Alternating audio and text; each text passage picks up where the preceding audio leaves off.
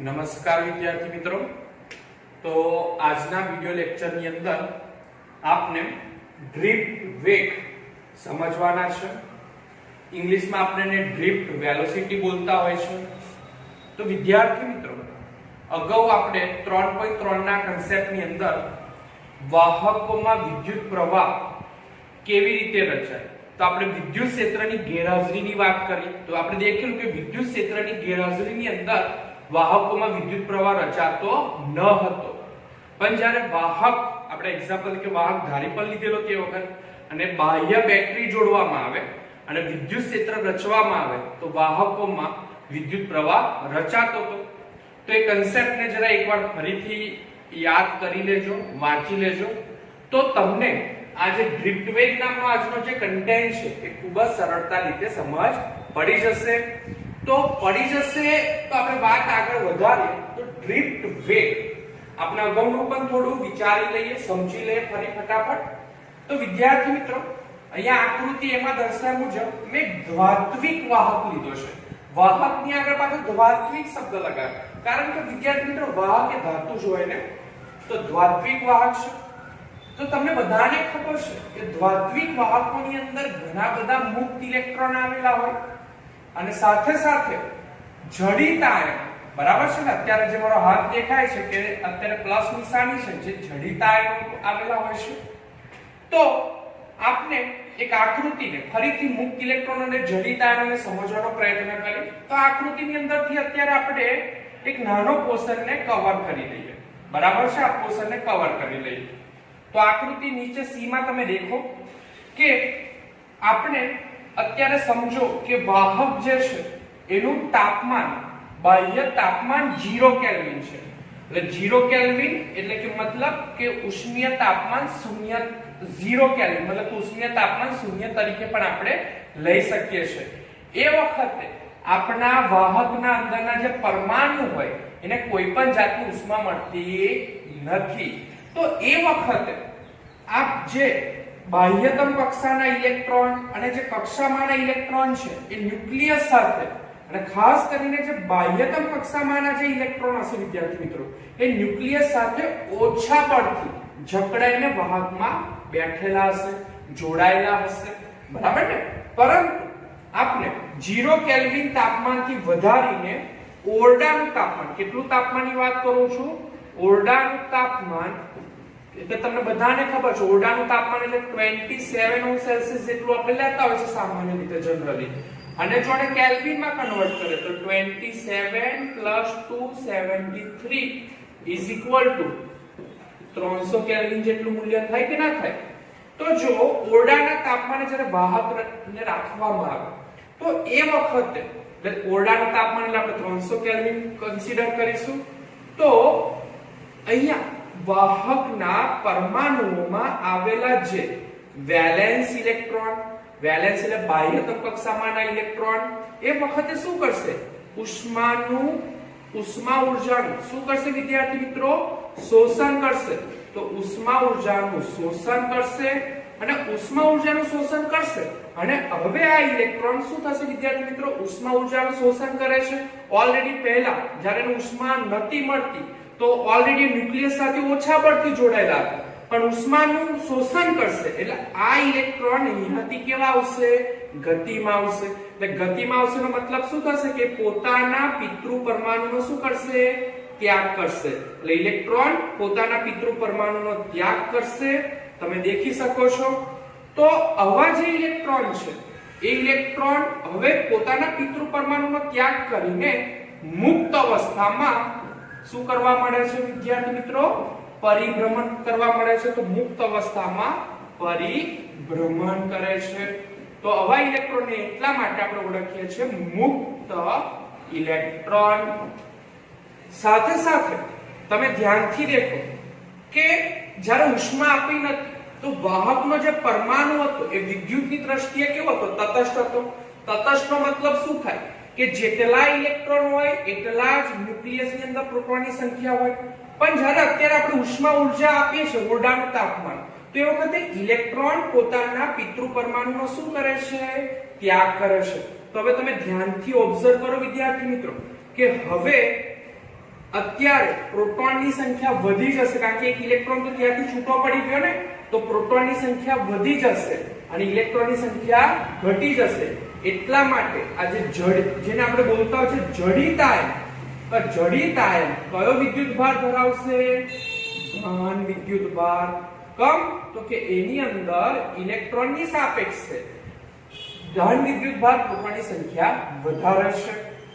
હા, તો એને આપણે કયા સિમ્બોલિટિક થી ઓળખીએ છીએ? ધન વિદ્યુતભાર જડિત આયન. એને આવી રીતે સિમ્બોલિટિક આપણે દર્શાવે છે કે જે ઉપર મેં ઘણા બધા બતાવ્યા છે. પણ તમને વિદ્યાર્થી મિત્રો અહીંયા પ્રશ્ન થતો હશે કે સર આપણે ઉષ્મા ઊર્જા આપીએ છે તો ઇલેક્ટ્રોન ઉષ્મા ઊર્જાનું શોષણ કરે છે, મુક્ત અવસ્થામાં ગતિ કરે છે, પણ જડિત આયન ગતિ ના કરે. તો અહીંયા ખાસ યાદ રાખજો કે જડિત આયન અને આ મુક્ત ઇલેક્ટ્રોન, તો મુક્ત ઇલેક્ટ્રોનનું જે દળ હોય છે એ ખૂબ જ ઓછું હોય છે કમ્પેર ટુ જડિત આયન.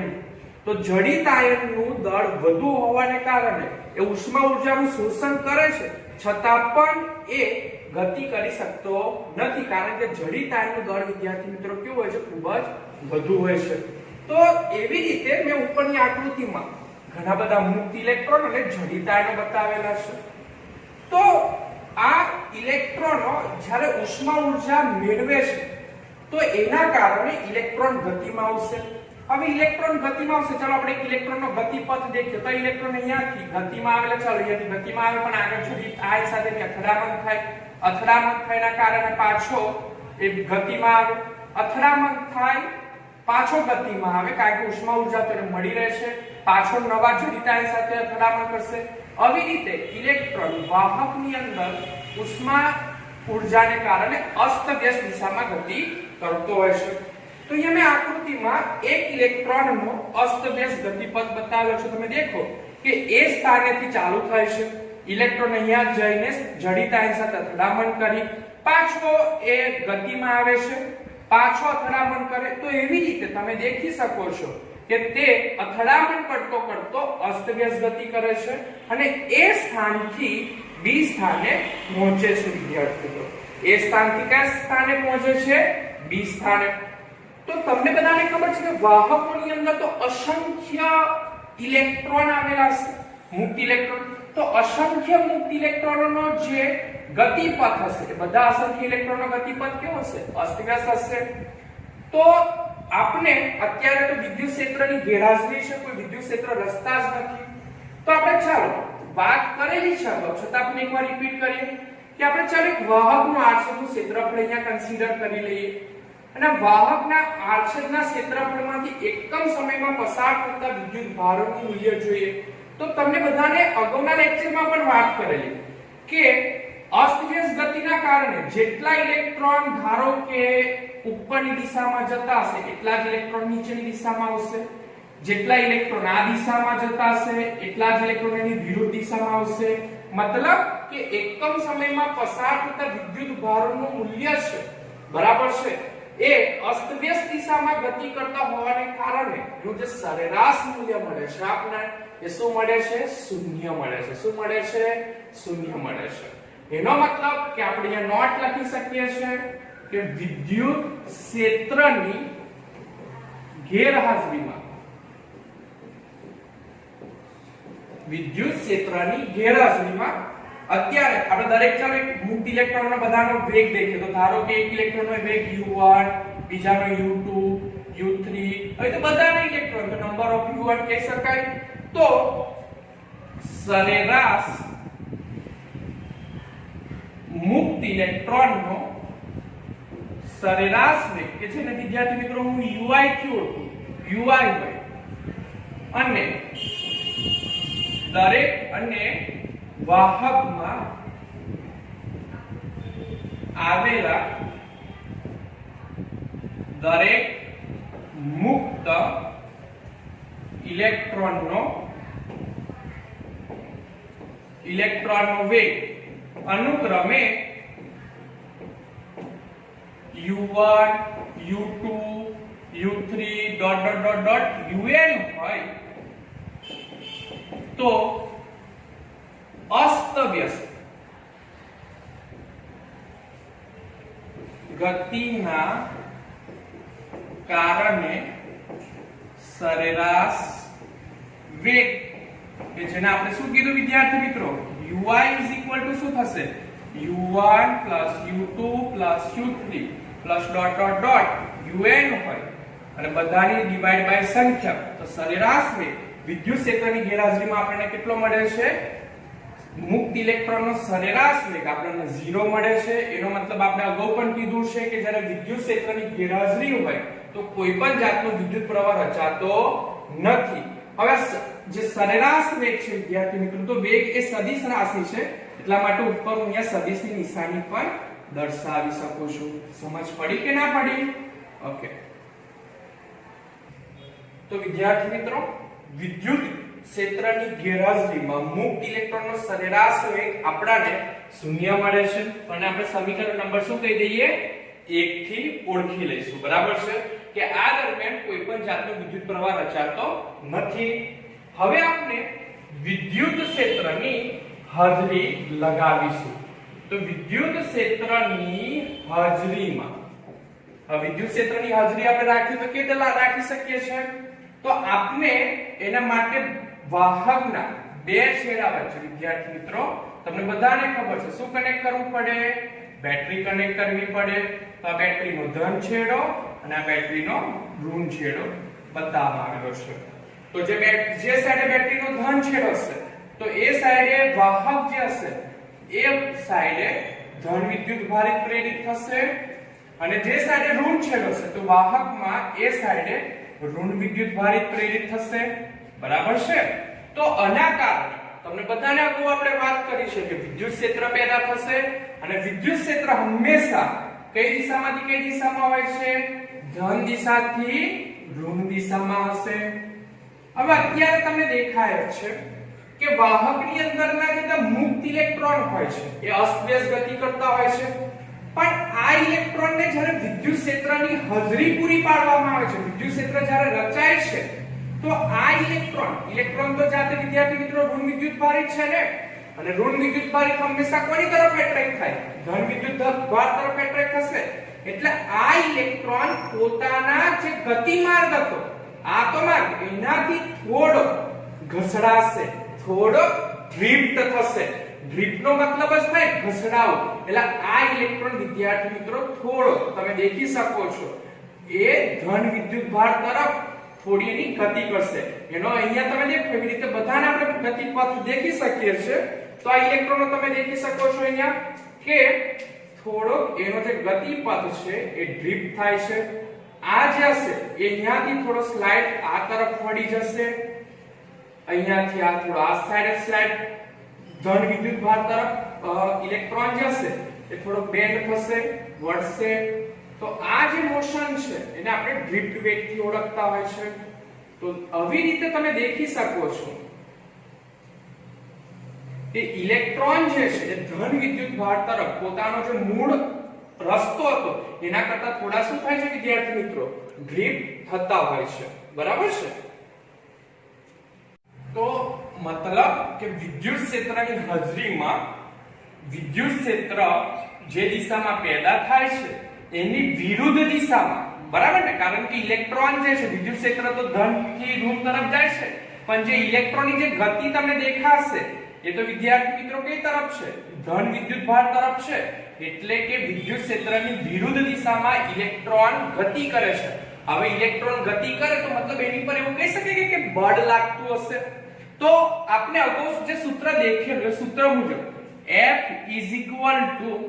બળ E મલ્ટીપ્લાય બાય Q તમે એવું કીધું કે જ્યારે કોઈ વિદ્યુત ક્ષેત્રની અંદર જ્યારે કોઈ વિદ્યુત ભાર રાખવામાં આવે E એ વિદ્યુત ક્ષેત્ર છે Q એ વિદ્યુત ભાર છે તો વિદ્યુત ક્ષેત્રની અંદર કોઈ વિદ્યુત ભાર રાખવામાં આવે તો એના પર વિદ્યુતીય બળ લાગશે પણ ખાસ યાદ રાખજો કે જે વિદ્યુતીય બળ હોય છે એ વિદ્યુત ક્ષેત્રની કઈ દિશામાં લાગતું હોય છે વિરુદ્ધ દિશામાં લાગે છે તો આ સૂત્ર પરથી હવે તમે દેખી શકો છો અહીંયા કે આપણે આ જે બળ નામની જે રાશિ છે એ તો વિદ્યાર્થી મિત્રો સદિશ રાશિ છે ને એની ઉપર આપણે સદિશ નિશાની પાડી દઈએ વિદ્યુત ક્ષેત્ર પણ સદિશ રાશિ હોવાને કારણે એની ઉપર સદિશ નિશાની પાડી દઈએ હા હવે આ જે q છે, હવે આપણા કેસની અંદર જે આ q છે એ તો મુક્ત ઇલેક્ટ્રોન છે ને, તો અહીંયા હું q ની જગ્યાએ મુક્ત ઇલેક્ટ્રોન લખી શકું છું. તો મુક્ત ઇલેક્ટ્રોનની જગ્યાએ અહીંયા લખી રહ્યો છું E અને અહીંયા લખું છું આગળ માઈનસ નિશાની.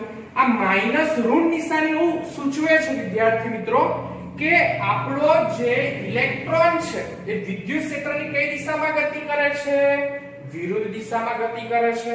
એટલે F is equal to minus E સદિશ into E લખાશે કે નહીં લખાય? આ જે E છે એ આપણો મુક્ત ઇલેક્ટ્રોન છે. તો આપણે સમીકરણ નંબર 2 આપી દઈએ.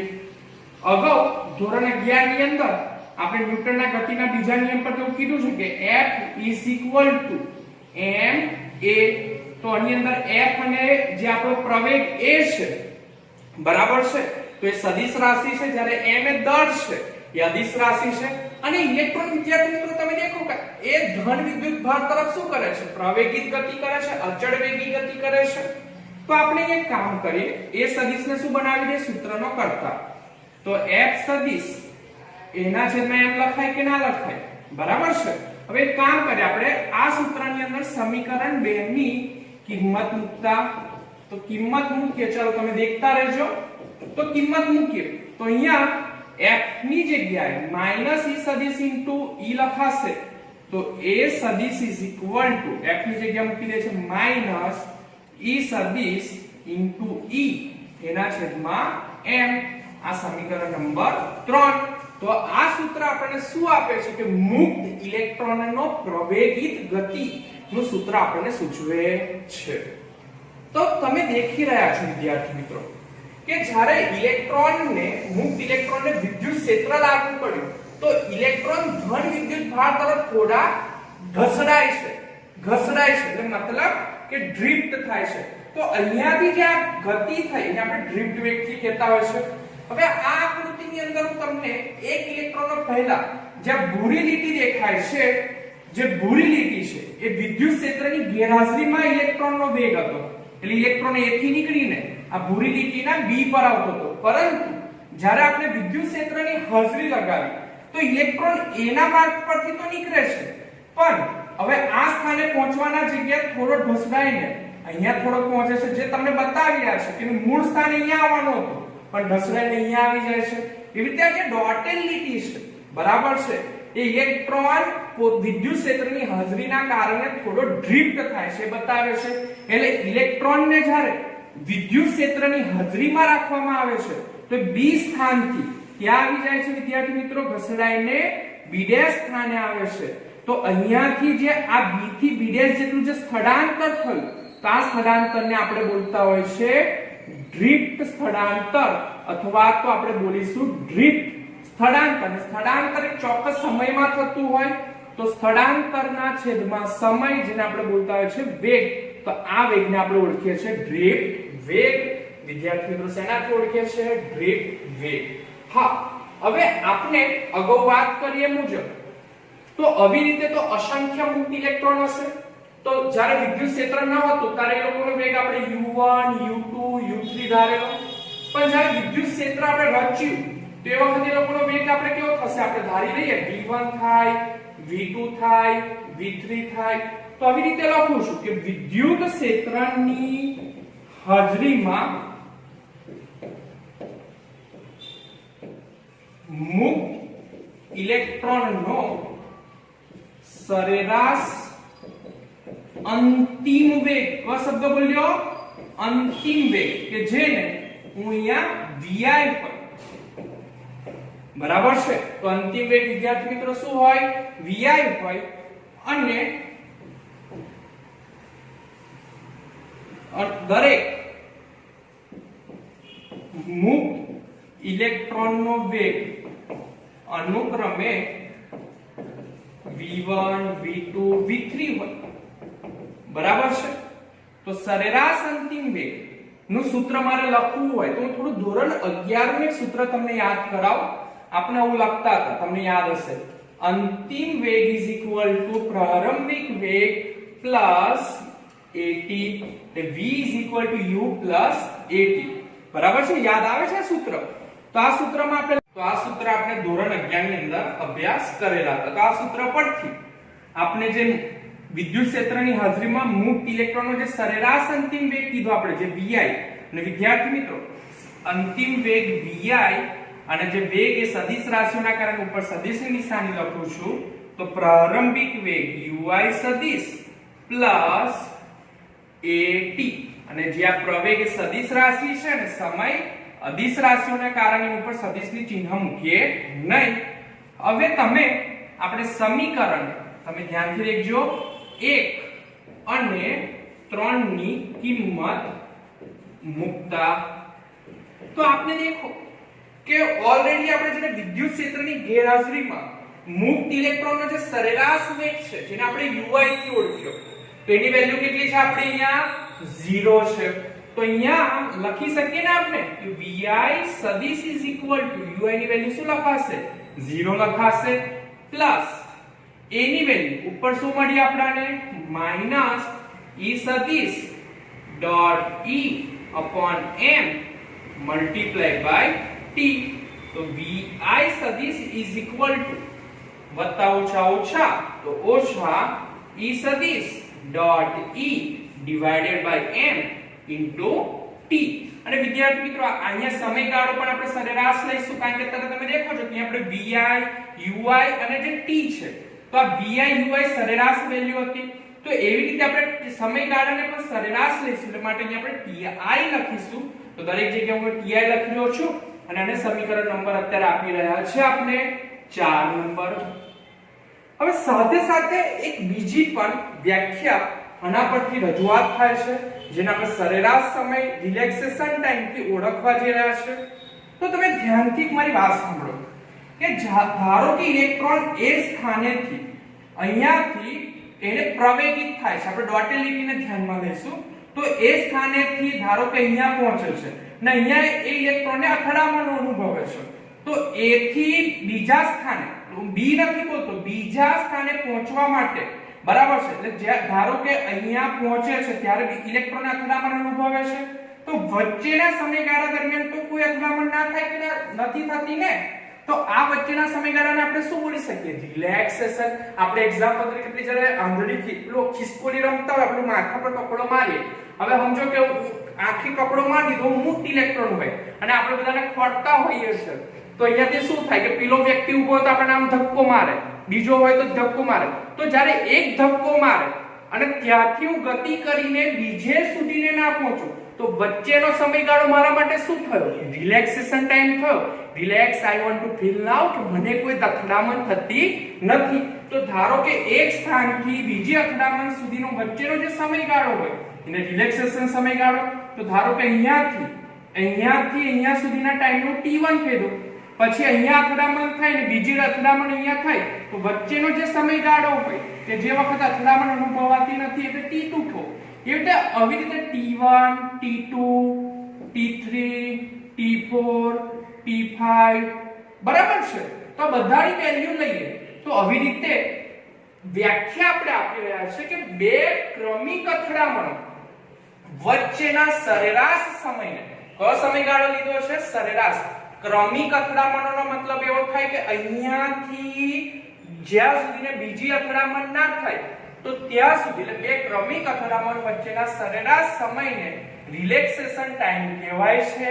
તેને આપણે ટાઉ નામની સંજ્ઞાથી ઓળખીશું. કઈ નામની સંજ્ઞા? ટાઉ. તો અત્યારે જે સરેરાશ સમયગાળો છે જે ti છે એની જગ્યાએ હું હવે રિલેક્સેશન ટાઈમની સંજ્ઞા લગાવી દઈશ ટાઉ. અને સાથે સાથે વિદ્યાર્થી મિત્રો જે આપણો અહીંયા vi છે બરાબર છે, એની જગ્યાએ હવે હું ડ્રિફ્ટ વેગ vd ની સંજ્ઞા લગાવી દઈશ. તો ti બરાબર ટાઉ અને vi બરાબર શું લખીશું આપણે? vd.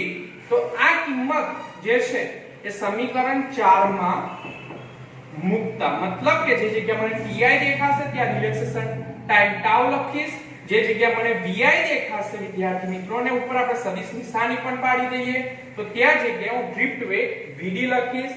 તો ડ્રિફ્ટ વેગ એટલે પેલા સમીકરણમાં તમે દેખી શકો છો 4 માં કે vi બરાબર શું લખાશે?